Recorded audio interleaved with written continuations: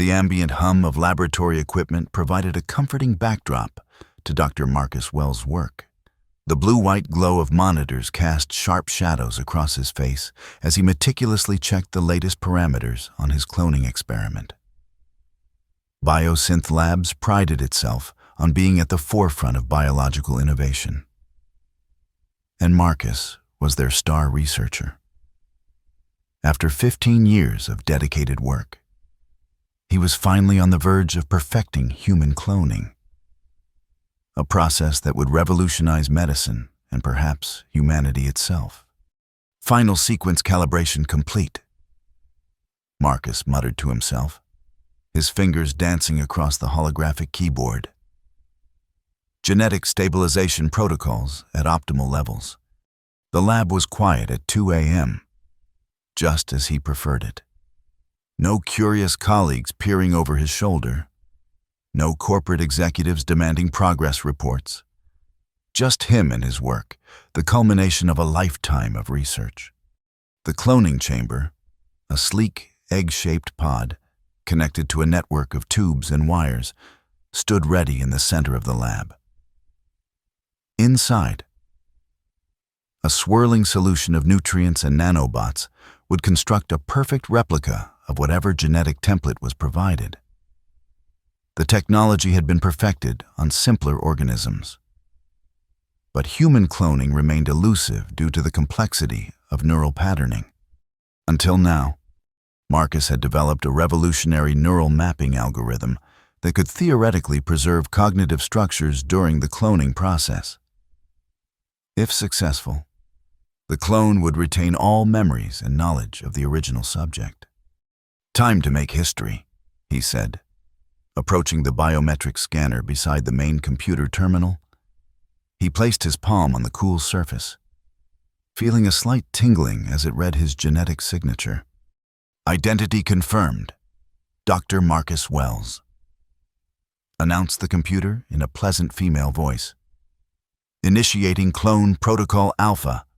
Marcus smiled as he watched his genetic information being uploaded to the system. The screen displayed a spinning three-dimensional model of his DNA, followed by a complex neural map of his brain. Everything was proceeding exactly as planned, until it wasn't. A small notification appeared in the corner of the screen. "Software update available." Marcus frowned. Updates were usually scheduled during system downtime, not in the middle of critical operations. He moved to dismiss the notification, but his fingers slipped, accidentally confirming the update instead. "Update initiated." The computer announced cheerfully, "Please do not power off or disconnect system components during this process." "No! No! No!" Marcus frantically tried to cancel the update, but the system was already locked. "System override. Authorization code Wells 9273 Epsilon. Override denied. Update in progress 17%. Marcus ran his hands through his thinning hair, his heart pounding. This was a disaster. Software updates could introduce unpredictable variables into the cloning process. The protocols he had so carefully calibrated might be altered.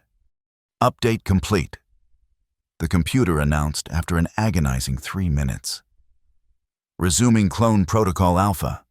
Marcus anxiously monitored the screens as the cloning chamber hummed to life. The nutrient solution inside began to glow with an eerie blue light as nanobots activated and began their work. Everything seemed to be functioning normally.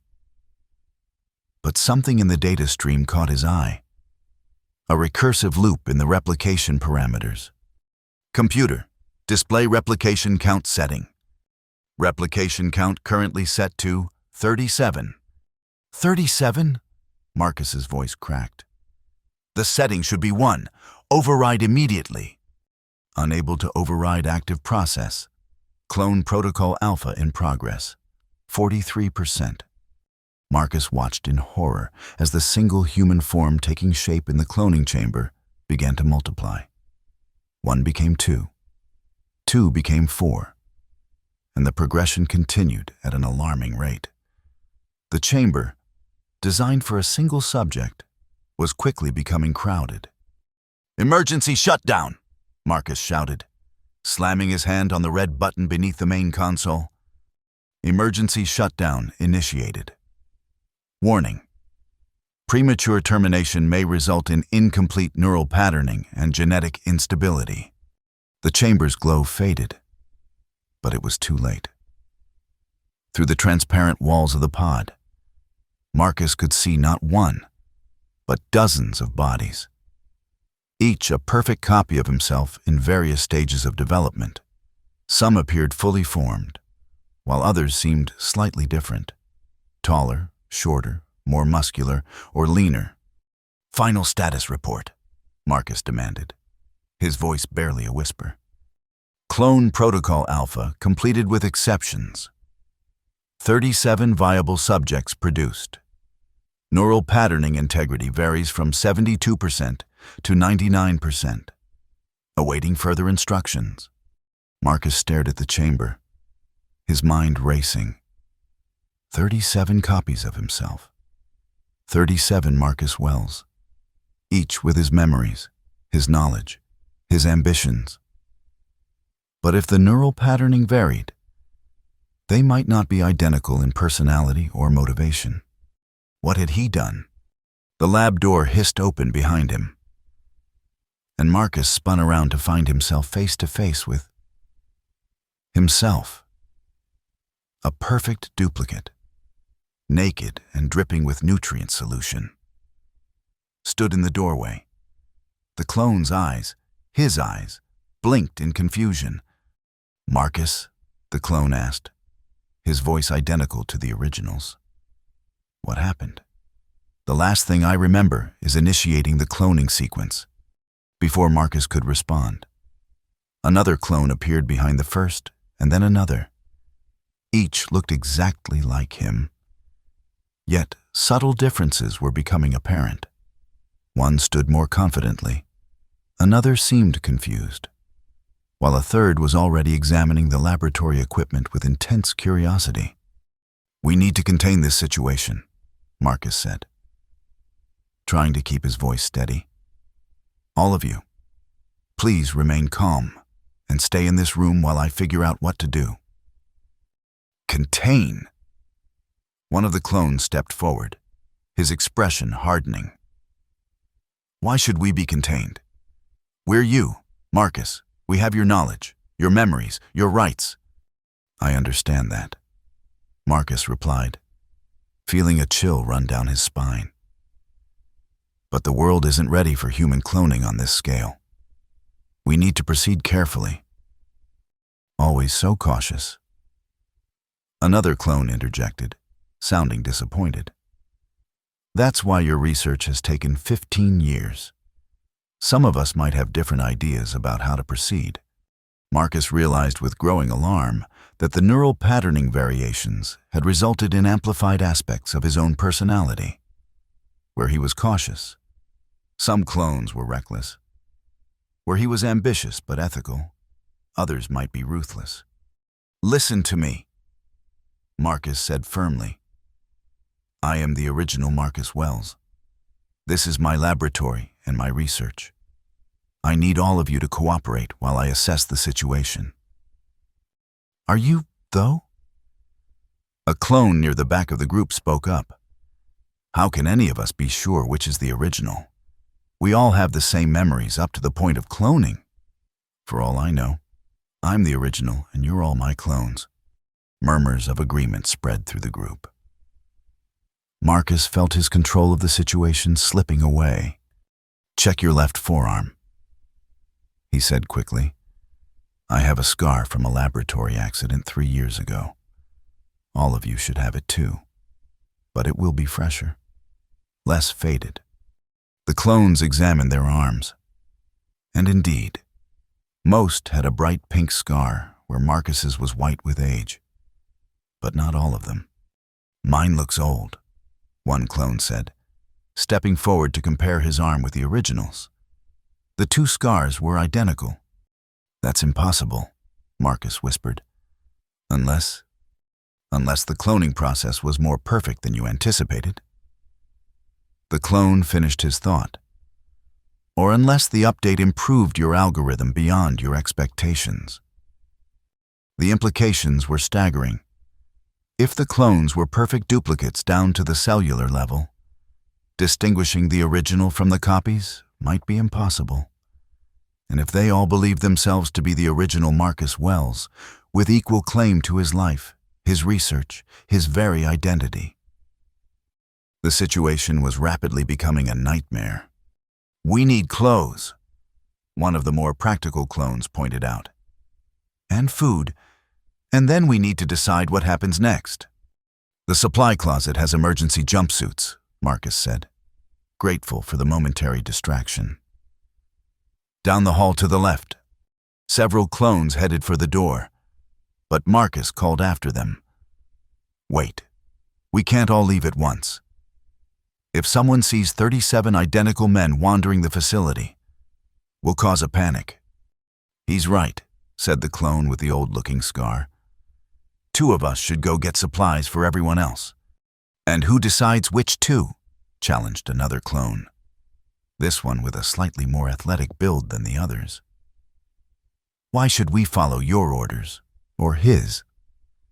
He gestured toward the original Marcus. "Because working together is our only chance of handling the situation without ending up as laboratory specimens ourselves," Marcus replied firmly. "Think about it.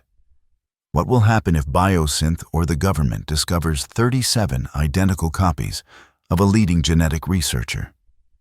Best case scenario, we spend the rest of our lives being studied. Worst case," he didn't need to finish the thought. Every clone in the room had his knowledge of historical ethical abuses in scientific research. They knew exactly what could happen. "Fine," the athletic clone conceded. "2 volunteers for supply duty, and the rest stay here and figure out our next steps." 2 clones departed while the others began to explore the laboratory, examining equipment and accessing computer terminals. Marcus watched with growing unease as they navigated his workspace, with the confidence of someone who belonged there, because, in a way, they did. "You're worried we'll take over your research," said a voice beside him. It was the clone with the old scar, the one who might be indistinguishable from the original. "Wouldn't you be?" Marcus replied. "Of course. But consider the possibilities. Marcus, 37 brilliant scientists, all with your knowledge and experience, working together instead of competing. Think of what we could accomplish. Or what damage we could do if we don't agree on research direction or ethical boundaries." Marcus countered. "We're the same person at our core, but these neural pattern variations could lead to significant differences in judgment and decision-making. Then we'll need to establish some ground rules," the clone said reasonably. "A way to govern ourselves." Marcus nodded slowly. Perhaps this situation, catastrophic as it seemed, could be managed after all. But before he could respond, shouts erupted from across the lab. "You can't be serious." One clone was yelling at another. "The military applications of our research should be off limits." "Don't be naive." The second clone responded. "Defense contracts would fund our work for decades. We could advance the field by generations within years." "At what cost?" A third clone interjected. "Weaponized cloning technology could destabilize global security." "Or ensure it," argued a fourth. "Imagine an army of soldiers with identical training and capabilities, deployed strategically." "Enough," Marcus shouted, stepping between the arguing clones. "This is exactly what I was afraid of. We can't even agree on basic research ethics." "Then perhaps we need a leader," suggested a clone who had remained quiet until now. "Someone to make final decisions when we reach an impasse." "And who would that be?" the athletic clone asked skeptically. You, him. He pointed at Marcus. What gives any one of us the right to lead the others? Experience, Marcus said firmly. I've been living this life for 43 years. You've been alive for less than an hour. But we have your memories. Another clone pointed out. Your knowledge, your experience is our experience. Memory isn't the same as lived experience. Marcus insisted. And right now, I have more experience dealing with this situation than any of you. The debate might have continued indefinitely if not for the laboratory door sliding open to reveal the two clones who had left for supplies, accompanied by Dr. Eliza Chen, Marcus's colleague and the laboratory's night supervisor. Eliza froze in the doorway, her eyes widening as she took in the impossible scene before her. Dozens of identical men, all wearing the same face, the face of her colleague and friend. Marcus? She whispered, her gaze darting from one clone to another. What have you done? The room fell silent as 37 pairs of identical eyes turned toward her. Eliza, Marcus began, stepping forward. I can explain. He can explain, interrupted the clone with the old scar, also stepping forward. But so can I, because I'm Marcus. No, I am, insisted another clone. Eliza backed away slowly, her hand moving toward the emergency alarm on the wall. Don't, several clones said in unison, moving toward her with outstretched hands. Stay back, she commanded, her voice shaking. All of you. Eliza, please, Marcus said, trying to keep his voice calm. This was an accident, a software glitch during the cloning process. I need your help to contain the situation before anyone else finds out. Contain it? How? She demanded. There are 37 of you. 36 clones, plus the original. Marcus corrected automatically. And which one is the original? She asked, her scientific curiosity momentarily overriding her shock. I am, Marcus said firmly. As am I, said the clone with the old scar. Eliza's eyes narrowed as she looked between them. This is impossible. Human cloning is illegal in every developed nation. The Ethical Review Board never approved this research. They approved theoretical work on the algorithm. Marcus explained. The practical application was unauthorized. Unauthorized, Eliza repeated incredulously. Marcus, this is the biggest ethical breach in scientific history. I have to report this. If you do, they'll shut down our research and likely prosecute me. Marcus said urgently. And what will happen to them? He gestured toward the clones. They're human beings. Eliza, genetically identical to me, but distinct individuals.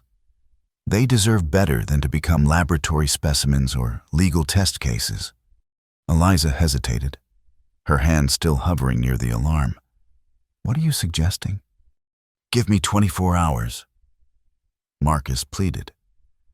One day to figure out a solution that protects both the research and these men. These men shouldn't exist, Eliza said. But her tone had softened. But now that they do, God, Marcus, what were you thinking? He was thinking about making history, said one of the clones proudly. About advancing human knowledge beyond its current boundaries. He was thinking about his legacy. Another clone said more cynically. About securing his place in the scientific pantheon. I was thinking about saving lives. Marcus insisted. About creating replacement organs, treating degenerative diseases, extending human lifespan. And now you've created an ethical nightmare instead. Eliza interrupted. She took a deep breath, then nodded slowly. 24 hours. Marcus. After that, I'll have no choice but to report this to the board. Thank you, Marcus said, relief washing over him. I promise we'll find a solution. As Eliza left the laboratory, locking the door behind her, Marcus turned to face his 36 clones. We need a plan, he announced. And quickly. We need to leave this facility, said the athletic clone decisively. Disperse before they can contain us. And go where? Another clone asked. We have no resources, no identities, no place in society. We could create new identities, suggested a third. With our combined intelligence and knowledge of the system, it wouldn't be difficult. And then what? Marcus challenged. Live in hiding for the rest of our lives? Constantly looking over our shoulders? That's not a solution. Neither is staying here waiting to be discovered. The athletic clone argued. We need to take control of our own destinies. I agree, said another clone, this one with a gleam of ambition in his eyes. But why think so small? We have an unprecedented opportunity here. 37 identical men, all with the same brilliant mind, but different perspectives. We could revolutionize not just science, but society itself. What are you suggesting? Marcus asked warily. Strategic placement. The ambitious clone explained.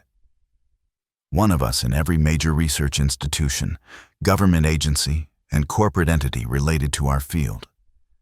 We could coordinate our efforts, share information, and advance our research at an unprecedented rate.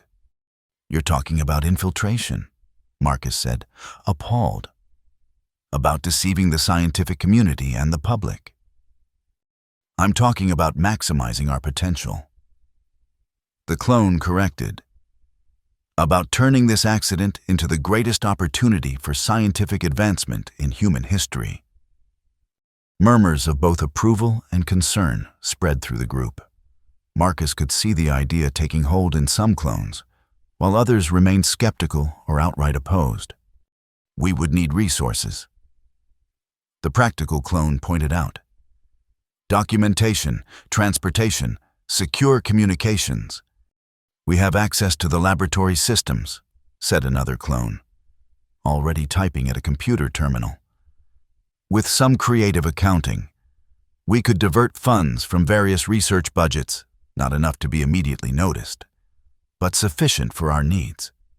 This is illegal, Marcus protested. We'd be committing fraud, identity theft.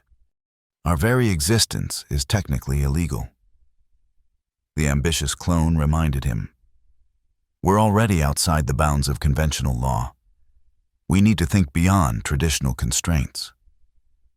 Marcus watched with growing alarm as more and more clones gravitated toward the ambitious clone's vision. They were organizing, planning, already working out the logistics of their dispersal and infiltration. This isn't right, he said firmly. We have a responsibility to consider the ethical implications of our actions. Ethics are a luxury we can't afford right now. The ambitious clone replied coldly. We're fighting for our survival and for the future of our research. Our research was meant to help humanity, not to deceive it. Marcus insisted, and it still will.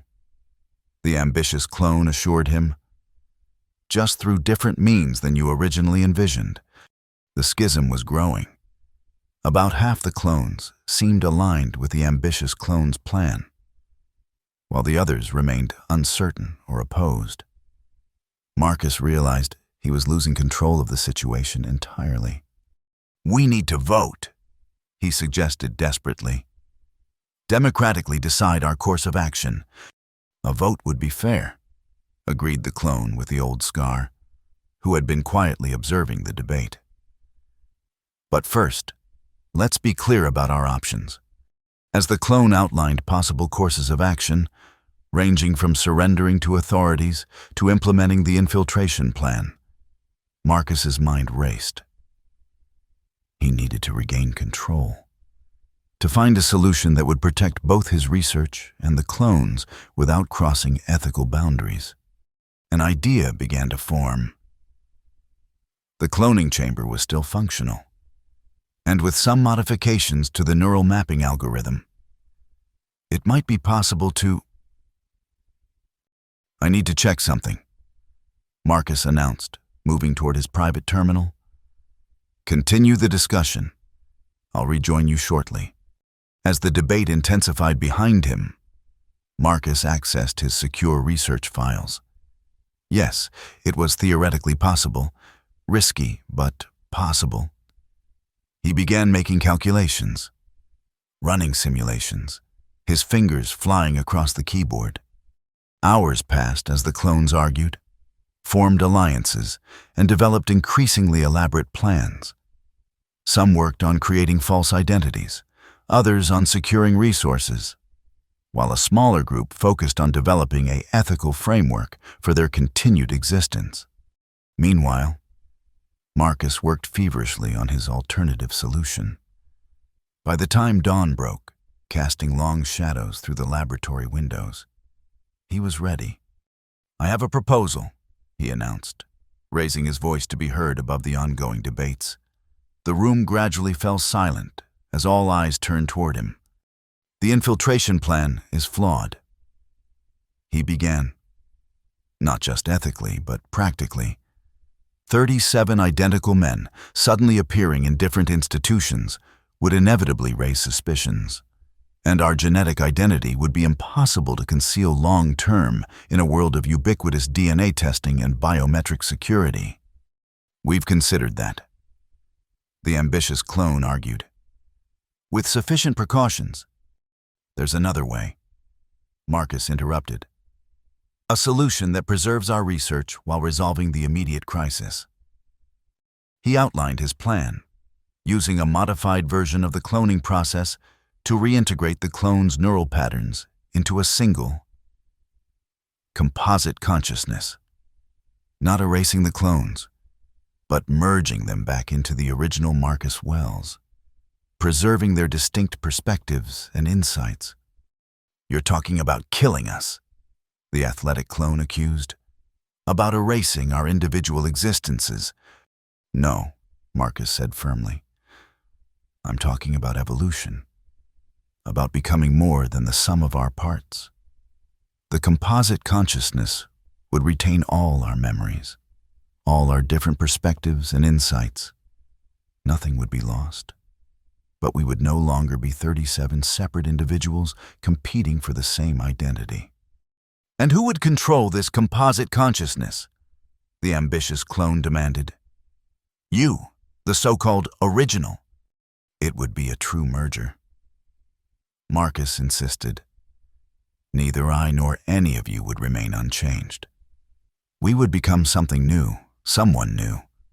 Still Marcus Wells, but with a broader perspective, a more nuanced understanding of our own research and its implications." The clones exchanged uncertain glances. The proposal was radical, unprecedented, and yet it offered a potential solution to their impossible situation. "How can we trust that this process will work as you describe?" asked the clone with the old scar. "That our consciousnesses will truly be preserved rather than simply absorbed or erased?" "You can verify my calculations," Marcus offered. "Review the neural mapping algorithms yourselves. We all have the same knowledge, the same expertise. If there are flaws in my approach, together we can identify and correct them." This appeal to their shared scientific curiosity proved effective. Soon, groups of clones were poring over Marcus's research, testing his hypotheses, suggesting refinements to the process. Not all were convinced. The ambitious clone and his closest allies remained skeptical, arguing that they deserved the chance to live as individuals, to pursue their own paths and ambitions. "We could contribute so much more to humanity as 37 brilliant scientists than as one," the ambitious clone insisted, "or cause immeasurable harm through competition and conflict." Marcus countered. We're already divided after less than 24 hours. Imagine the divergence after years or decades. The debate continued as the deadline approached. Eliza would return soon, expecting a solution. Time was running out. In the end, it came down to a vote. 29 clones, including Marcus himself, voted for the reintegration process. 8, led by the ambitious clone, remained opposed. Democracy has spoken, Marcus said grimly. We proceed with reintegration. This is tyranny of the majority. The ambitious clone protested. You can't force us to participate. No, I can't. Marcus agreed. But consider the alternatives. If you refuse reintegration, what happens when Eliza returns? When she reports our existence to the authorities? You'll spend your lives as research subjects, legal anomalies, curiosities to be studied rather than scientists making discoveries. The ambitious clone hesitated, his resistance wavering. And you genuinely believe this reintegration will preserve our distinct consciousnesses, our unique perspectives? I do, Marcus said sincerely. The neural mapping data supports it. We won't be erased. We'll be transformed, evolved. Our collective insights, even our disagreements, will become part of a richer, more complex whole. The ambitious clone looked around at his allies, then back at Marcus. We'll need time to review the process thoroughly, to satisfy ourselves that it will work as you claim. We have 3 hours until Eliza returns. Marcus said, make your decision by then. As the dissenting clones huddled around computer terminals, examining the reintegration protocols in minute detail, Marcus supervised the preparation of the cloning chamber. The process would essentially reverse the original procedure, drawing the neural patterns from each clone and synthesizing them into a composite whole. Are you certain about this? Asked the clone with the old scar, who had emerged as Marcus's closest ally among the clones. Once begun, the process can't be reversed. I'm as certain as I can be, Marcus replied honestly. The science is sound, but we're in uncharted territory. There are risks, including the risk that none of us will survive as we currently exist. The clone pointed out that the composite consciousness will be something entirely different from any of us. That's true, Marcus acknowledged.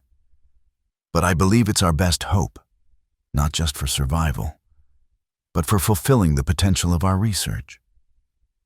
Imagine the insights a composite consciousness might have, combining all our different perspectives and approaches. The clone nodded thoughtfully.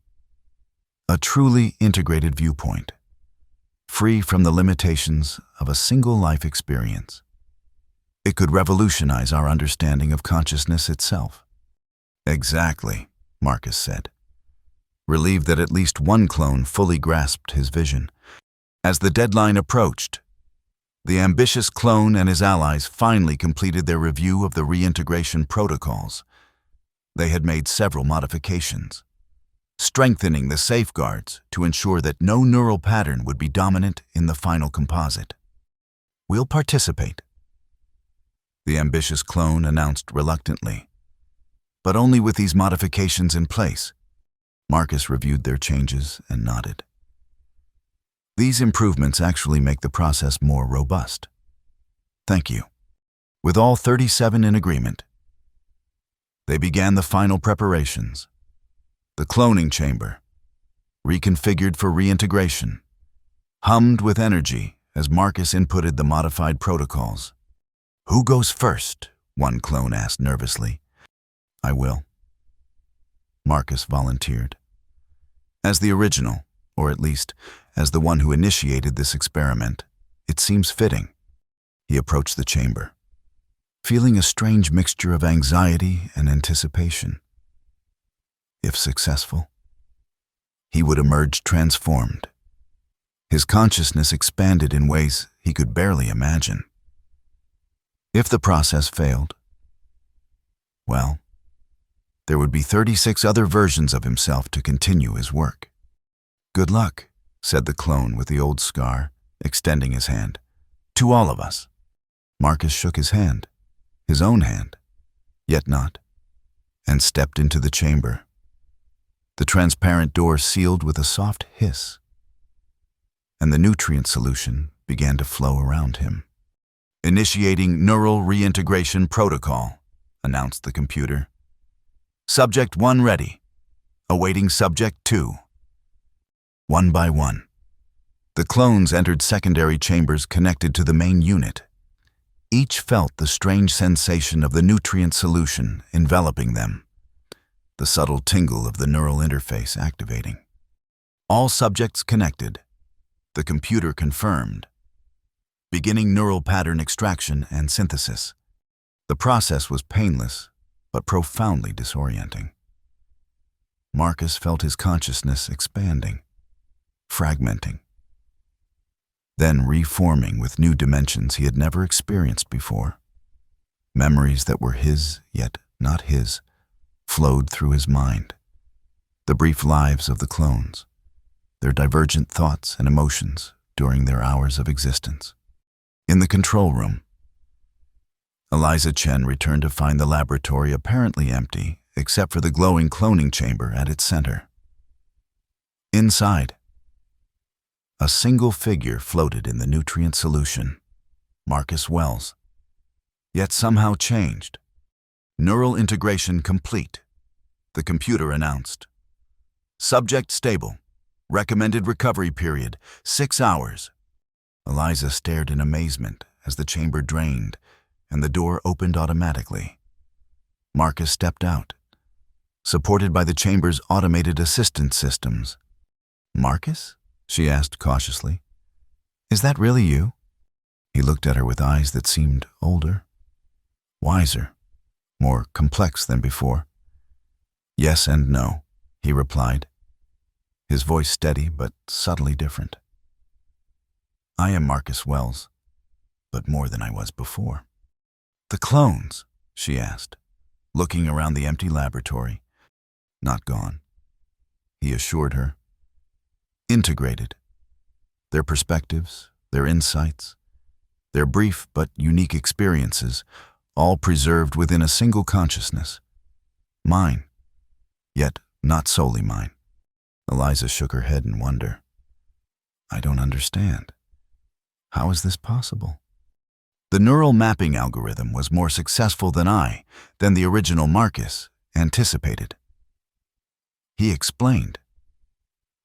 "It allowed for the perfect preservation and integration of multiple consciousness patterns within a single physical form.